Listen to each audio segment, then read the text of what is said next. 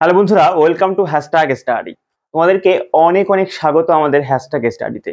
তোমাদেরকে প্রথমে একদম ভিডিও শুরুতেই বলবো যে ক্লাস 9, 10, 11, 12 এই সমস্ত স্কুল পড়ুয়া ছেলে মেয়েদের জন্য যে ক্লাস ভিত্তিক অর্থাৎ পাঠ্যভিত্তিক যে ক্লাসগুলো রয়েছে সেই ক্লাসগুলো আমি আপলোড করছি আমাদের সেকেন্ড চ্যানেল বং স্কুল 247 লিখলে পরে খুব তাড়াতাড়ি আমরা সার্চে পেয়ে যাবো। অর্থাৎ ডেসক্রিপশনে লিঙ্কও আমি দিয়ে দিয়েছি। তো এই বং স্কুল আমাদের নতুন চ্যানেল, এই চ্যানেলে আমি শুরু করছি বা শুরু করে দিয়েছি ইতিমধ্যে, অনেক ভিডিও রয়েছে সেখানে পাঠ্যগত বিষয়গুলো নিয়ে আমরা আলোচনা করছি ওই ভিডিওতে। যারা পাঠ্যগত ক্লাসগুলো দেখতে চাইছো তারা প্রত্যেকেই বং স্কুলকে সাবস্ক্রাইব করো। আমরা ওখানে আরো অনেক ভিডিও নিয়ে হাজির হব তোমাদের সঙ্গে। চলো শুরু করি। আজকের হ্যাশট্যাগ স্টাডিতে একটা নতুন টপিক বা নতুন গুরুত্বপূর্ণ পাঠ নিয়ে আমরা আলোচনা করছি। দেখো, উচ্চ মাধ্যমিক পরীক্ষা হয়ে গেছে, সামনেই আমাদের রেজাল্ট পাবো আমরা। তো এই সময়টা অর্থাৎ উচ্চ মাধ্যমিক পাশ করার পরবর্তী সময়টা কিভাবে আমরা নিজেদেরকে তৈরি করব, কিভাবে আমরা সামনের দিকে এগিয়ে নিয়ে যাব, আমাদের একটা গুরুত্বপূর্ণ ডিসিশন নিতে হয় আমাদের এই সময়টাতে। আজকে আমি তোমাদেরকে বলবো যে উচ্চ মাধ্যমিক পাশ করার পরে তোমার কেরিয়ার অপশন কি কি থাকে, এটা জানাটা ভীষণ গুরুত্বপূর্ণ। তার কারণ তুমি উচ্চ মাধ্যমিক পাশ করে গেলে তুমি কি নিয়ে পড়বে, কোন দিকে এগোবে, এটা তোমার সবার আগে জানতে হবে। তোমার টার্গেটটা ফিক্সড করতে হবে, তারপরেই তোমাকে সামনের দিকে এগোতে হবে। আমাদের একদম বেসিক, একদম নর্মাল, আমরা যেটা প্রত্যেকেই জানি এবং অধিকাংশ ছেলেমেয়েরা করি, সেটা হচ্ছে কি, আমরা আর্টস গ্রুপ নিয়ে পড়ি এবং অধিকাংশ ছেলেমেয়েরা, কিছু ছেলেমেয়েরা সায়েন্স নিয়ে পড়ে এবং সায়েন্স এবং আর্টস নিয়ে পড়ার পরে আমরা প্রত্যেকেই জানি যে সায়েন্স নিয়ে পড়ার পরে আমরা কেউ ইঞ্জিনিয়ারিং সাইডে যাই, কেউ হয়তো আমরা মেডিকেল সাইডে যাই। ঠিক আছে, আমরা এই দুটো সাইড, আমরা সায়েন্সের ক্ষেত্রে আমরা খুব সহজেই বুঝে যাই বা চেষ্টা করি আমরা।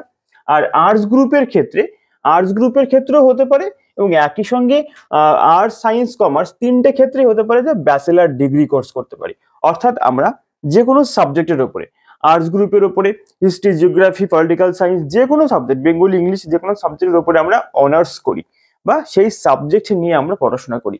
এই একটা পার্ট রয়েছে আমাদের, ডিগ্রি কোর্স রয়েছে। এরপরে রয়েছে আমরা আরো দেখো অনেকগুলো কোর্স করতে পারি, আমি সেই সমস্ত কোর্সগুলো তোমাদের সঙ্গে আলোচনা করব আজকের এই ভিডিওতে। ঠিক আছে, প্রথমেই চলে আসি যে আমাদের প্রফেশনাল কোর্সের মধ্যে আমাদের কি কি রয়েছে। প্রফেশনাল কোর্সের মধ্যে একটা আমরা বলছি ইঞ্জিনিয়ারিং সাইড রয়েছে, একটা মেডিকেল সাইড রয়েছে। ইঞ্জিনিয়ারিং সাইডের মধ্যে আমরা কি কি আমরা করতে পারি, একটা সিভিল ইঞ্জিনিয়ারিং করতে পারি, মেকানিক্যাল ইঞ্জিনিয়ারিং করতে পারি, ইলেকট্রিক্যাল ইঞ্জিনিয়ারিং করতে পারি এবং কম্পিউটার সায়েন্স করতে পারি এবং কেমিক্যাল বিষয় নিয়ে আমরা পড়তে পারি। তো এইটা হচ্ছে আমাদের ইঞ্জিনিয়ারিং সাইডে রয়েছে এবং এটা নিয়ে আমরা পড়তে পারি। মেডিকেল সাইডে এমবিবিএস করতে পারি, বিডিএস করতে পারি, বিএ এমএস করতে পারি, বিএইচ এমএস করতে পারি এবং নার্সিং করতে পারি, অনেকে নার্সিং করে, ফার্মাসি পড়তে পারি, ফার্মাসিস্ট হতে পারি আমরা, এবং ফিজিওথেরাপিস্ট আমরা হতে পারি বা ফিজিওথেরাপি আমরা পড়তে পারি। এই যে একটা পার্ট রয়েছে, এটা হচ্ছে আমাদের সায়েন্সের থেকে বা সায়েন্সের ছেলেমেয়েরা এই দিকটাতে সাধারণত এসে থাকে। বোঝা গেছে? এইবার আমরা আসবো হচ্ছে যে, দেখো আমাদের এটা হলো। এবার চলে আসলাম আমরা কলা বিভাগের ক্ষেত্রে আমাদের একটা পার্টে আছে হচ্ছে গভর্নমেন্ট জব প্রিপারেশন করতে পারি আমরা, এবং আরেকটা পার্টে হচ্ছে আমরা ডিগ্রি কোর্স করতে পারি, অর্থাৎ আমরা কলেজে ভর্তি হতে পারি। কলেজে আমরা আমাদের পছন্দের সাবজেক্টটাকে নিয়ে আমরা অনার্স করতে পারি। বর্তমানে অনার্স হচ্ছে 4 বছর আমরা পড়াশোনা করতে পারি এবং অনার্স গ্রাজুয়েট আমরা হতে পারি। তারপর সেই অনার্স গ্রাজুয়েট হয়ে বা গ্রাজুয়েট যোগ্যতায় আমরা অনেক গভর্নমেন্ট জব চাকরি করতে পারি বা প্রিপারেশন করতে পারি। তার মধ্যে অনেকগুলো ভাগ রয়েছে, সেটা নিয়ে আমরা আলোচনা করব। দেখো, এরপরে রয়েছে, আমি সবার শেষে গভর্নমেন্ট জব প্রিপারেশনটা নিয়ে আমি আলোচনা করছি যে তুমি কোন কোন গভর্নমেন্ট জব প্রিপারেশন করতে পারো। ঠিক আছে, এবার আমরা চলে আসবো হচ্ছে ল। দেখো, অনেকেই আছে যারা উচ্চ মাধ্যমিকের পরে না ল নিয়ে কিন্তু পড়তে পারে বা এলএলবি কোর্স কিন্তু আমরা করতে পারি। অর্থাৎ উচ্চ মাধ্যমিকের পরে এটা একটা ভালো কেরিয়ার অপশন তোমার লাইফে নিয়ে আসতে পারে যে তুমি কিন্তু এলএলবি পড়তে পারো। এলএলবি কিন্তু সায়েন্স, আর্টস, কমার্স এগুলো কিন্তু নির্দিষ্ট কোনো বিষয় নয়। রাষ্ট্রবিজ্ঞান, পলিটিক্যাল সায়েন্স থাকলে আমরা এলএলবি কিন্তু পড়তে পারি আর্টস গ্রুপ থেকে এসেও। বুঝা গেছে? তাই তুমি তোমার মতো করে ভেবেচিন্তে এলএলবি কিন্তু পড়তে পারো বা ল নিয়ে বা আইনজীবী তুমি হতে পারো। ঠিক আছে, আর ম্যানেজমেন্টের ক্ষেত্রে কি কি রয়েছে? ম্যানেজমেন্টের ক্ষেত্রে রয়েছে হচ্ছে বিবিএ করতে পারো, BISM করতে পারো, ঠিক আছে। একই সঙ্গে কমার্স গ্রুপ থেকে আসলে পরে আমরা চার্টার অ্যাকাউন্টেন্ট হতে পারি বা চার্টার অ্যাকাউন্ট নিয়ে আমরা পড়তে পারি। তার সঙ্গে কোম্পানি সেক্রেটারি বিষয় নিয়ে আমরা পড়তে পারি, হোটেল ম্যানেজমেন্ট নিয়ে আমরা পড়তে পারি, ঠিক আছে। গ্রাফিক ডিজাইনার বা গ্রাফিক ডিজাইন নিয়ে আমরা পড়তে পারি, এটা খুব চলছে বর্তমানে ভীষণ, এগুলো সবগুলোই চার্টার অ্যাকাউন্টেন্ট ভীষণ ডিমান্ডেড। তারপরে হচ্ছে যে চার্টার অ্যাকাউন্টেন্ট খুব ডিমান্ডেড, হোটেল ম্যানেজমেন্ট খুব ডিমান্ডেড, গ্রাফিক ডিজাইন খুব ডিমান্ডেড, ওয়েব ডিজাইন খুব ডিমান্ডেড রয়েছে, অ্যানিমেশন খুব ডিমান্ডেড রয়েছে। এই প্রত্যেকটা বিষয় কিন্তু আমরা করতে পারি। উচ্চ মাধ্যমিক পাশ করার পরে আমরা এই সমস্ত প্রফেশনাল কোর্সগুলো আমরা করতে পারি, যে কোর্সগুলো করার পরে আমরা কোনো একটা সেক্টরে আমাদের জব নিশ্চিত হয়ে যায়। বোঝা গেছে? তো এই বিষয়গুলো কিন্তু আমরা করতে পারি। একই সঙ্গে আমরা কিছু ডিপ্লোমা কোর্স করতে পারি, যেমন টেকনিক্যাল সাইডের আমরা ডিপ্লোমা কোর্স করতে পারি, যেমন ITI রয়েছে, পলিটেকনিক রয়েছে, এগুলো আমরা করতে পারি। তার সঙ্গে আমরা ফ্রিল্যান্সিং করতে পারি, ফ্রিল্যান্সিং করেও কিন্তু অনেকে জীবিকা নির্বাহ করছে, বর্তমানে ফ্রিল্যান্সিং করতে পারি আমরা। বুঝে গেছে? এই বিষয়গুলো কিন্তু আমরা আমাদের লাইফের সঙ্গে যোগ করতে পারি, এগুলো আমরা শিখতে পারি উচ্চ মাধ্যমিক যোগ্যতায়। বুঝে গেছে? এবার দেখো, এই উচ্চ মাধ্যমিক যোগ্যতায় এই সমস্ত কোর্সগুলো আমরা একটুখানি জানবো। তোমরা কে কি কোর্স করতে চাইছো এটা আমাকে একটুখানি কমেন্ট করে দাও, কমেন্ট করে রাখো। আমি তোমাদের কমেন্টের উপর নির্ভর করে আমি সেই কোর্সটাকে নিয়ে একদম ডিটেলসে আলোচনা করব নেক্সট ভিডিওতে, যেখানে আমি তোমাকে সুন্দর করে গাইড করে দেবো যে কিভাবে তুমি এই কোর্সটা করবে এবং শেষ করবে। বুঝা গেছে? তাই প্রত্যেকে কমেন্ট করো তুমি কোন কোর্স নিয়ে পড়তে চাইছো। বুঝা গেছে? এইবার দেখো, আমরা জানি যে আমরা এইচএস পাস করার পরে আমরা ব্যাচেলার ডিগ্রি করব, অধিকাংশ ছেলেমেয়েরা এই লাইনে আসে।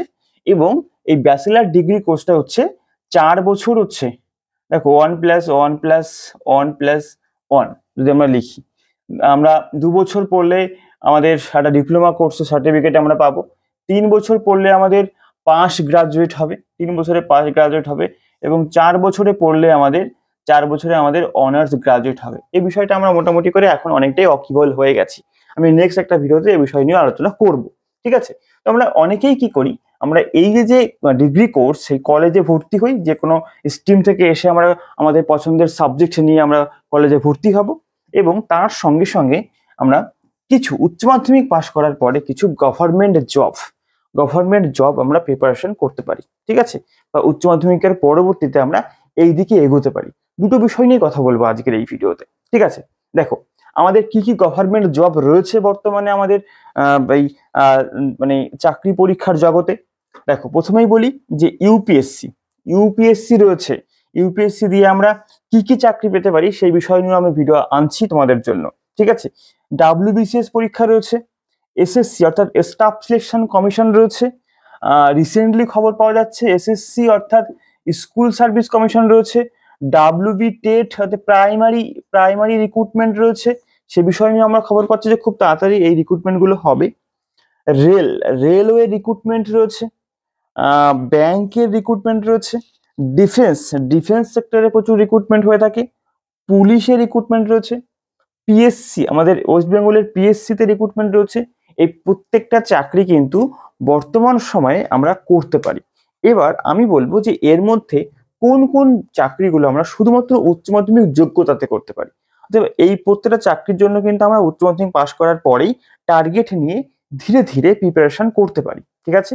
আজকে আমি তোমাদেরকে বলবো যে কোনটা উচ্চ মাধ্যমিক পাশের যোগ্যতায় আমরা করতে পারি। দেখো, প্রথমেই বলি যে ইউপিএসসি যে চাকরিটা, এটা আমরা গ্রাজুয়েশন যোগ্যতায় করতে পারি। WBCS এটাও আমরা গ্রাজুয়েশন যোগ্যতায় করতে পারি। SSC এই যে স্টাফ সিলেকশন কমিশন, এখানে কিন্তু সিজিএলটা আমাদের গ্রাজুয়েশন যোগ্যতায় করতে পারি। বাকি CHSL, MTS, GD এগুলো সবই কিন্তু আমরা এইচএস অর্থাৎ উচ্চ মাধ্যমিক যোগ্যতাতে আমরা করতে পারি। রেলওয়ে যে বিজ্ঞপ্তিগুলো আছে সেগুলো আমরা উচ্চ মাধ্যমিক যোগ্যতায় করতে পারি। কিছু আছে যেটা গ্রাজুয়েট যোগ্যতায়। ব্যাংকের ক্ষেত্রে ব্যাংকেও কিন্তু আমরা উচ্চ মাধ্যমিক যোগ্যতায় করতে পারি। ডিফেন্সের চাকরিতে আমরা উচ্চ মাধ্যমিক যোগ্যতায় করতে পারি। পুলিশে আমরা উচ্চ মাধ্যমিক যোগ্যতায় করতে পারি। একই সঙ্গে যে পিএসসির যে ক্লার্ক রয়েছে, গ্রুপ ডি রয়েছে, এগুলো আমরা উচ্চ মাধ্যমিক যোগ্যতায় করতে পারি। তো এই প্রত্যেকটা চাকরি কিন্তু আমরা উচ্চ মাধ্যমিক যোগ্যতাতে করতে পারি। আর এগুলো আমরা প্রথম থেকে প্রিপারেশন করতে পারি, বা উচ্চ মাধ্যমিক পাশ করার পরে কলেজে পড়তে পড়তে আমরা এগুলো প্রিপারেশন করতে পারি। এবং দেখা যাবে একটু ভালো করে যদি আমরা উচ্চ মাধ্যমিকে যেমন পড়াশোনা করেছিলাম যদি সেই ধাঁচে পড়াশোনাটাকে কন্টিনিউ রাখি, বা এখনই আমরা সেভাবেই পড়তে আবার শুরু করি, দেখা যাবে খুব কম সময়ের মধ্যে একদম 3 বছর প্লাস আমি লিখবো না, 2 বছর প্লাস লিখবো, 2 বছর প্লাসের মধ্যে তুমি চাকরি পেয়ে যাবে। ঠিক আছে। এবং রিসেন্টলি আমরা যে খবরটা দেখছি সেখানে বলা হচ্ছে যে রাজ্যে প্রায় 2 থেকে 3 লাখ, রাজ্যে প্রায় 2 থেকে 3 লাখ চাকরির বিজ্ঞপ্তি আসতে চলেছে আগামী দিনে 2026-এর মধ্যে। ঠিক আছে।